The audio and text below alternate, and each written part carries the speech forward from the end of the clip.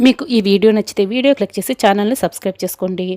శౌర్య, రామలక్ష్మి ఇద్దరు కూడా గుడి దగ్గర ఆగమని చెప్తే ఇప్పుడు గుడికెందుకు రామా అని శౌర్య అడుగుతుంటాడు. అయ్యో రామరామ, అలా మాట్లాడకూడదు సార్. మా పుట్టింటికి వచ్చేటప్పుడు వెళ్ళేటప్పుడు ఈ గుళ్ళో దర్శనం చేసుకొని వెళ్తే చాలా మంచిది.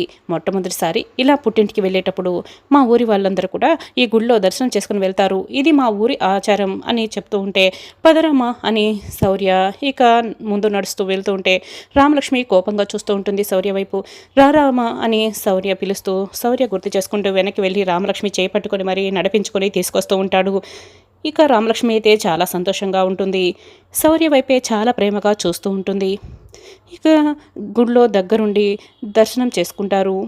శౌర్య ఒక్కడే బొట్టు పెట్టుకుంటూ ఉంటాడు. రామలక్ష్మి శౌర్య వైపే కోపంగా చూస్తూ ఉంటే అప్పుడే శౌర్య రామలక్ష్మి దగ్గరికి వస్తాడు. రామలక్ష్మి నుదుటిపై తన చేత్తో బొట్టు పెడతాడు.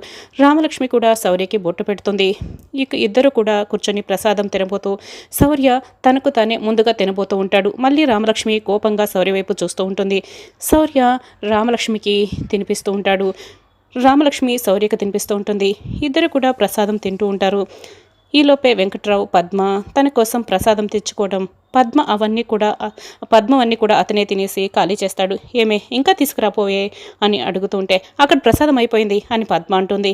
ఈరోజు నా కడుపు నిండిపోయిందే, సరేలేవే ఈ చివరి ముద్ద నువ్వే తిను అని చెప్తూ మళ్ళీ ఆ చివరి ముద్ద ప్రసాదం కూడా పద్మకి తినిపించుకుంటా అతనే తినేస్తాడు.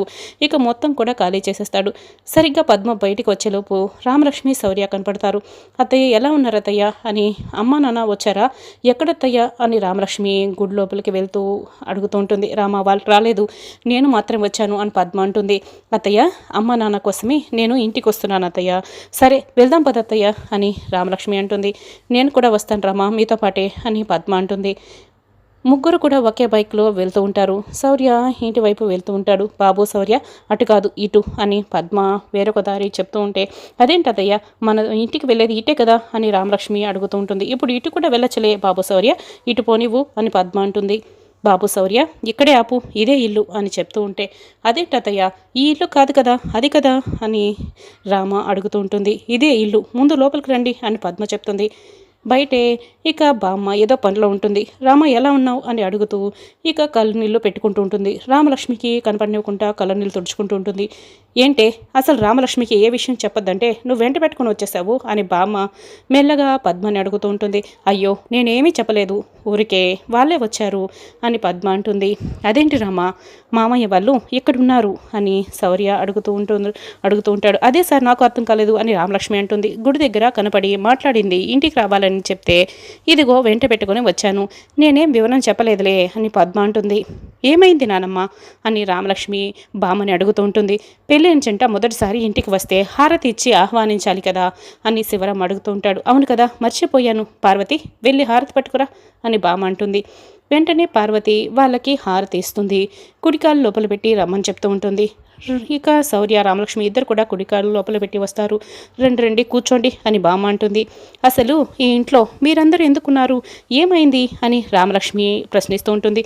ఒక్కరోజులో అందరి తలరాతలు తారుమారైపోయాయి, ఇలా తలకిందులైపోయాయి, అందుకే మేము ఇక్కడ ఉన్నాం అని పార్వతి అంటుంది.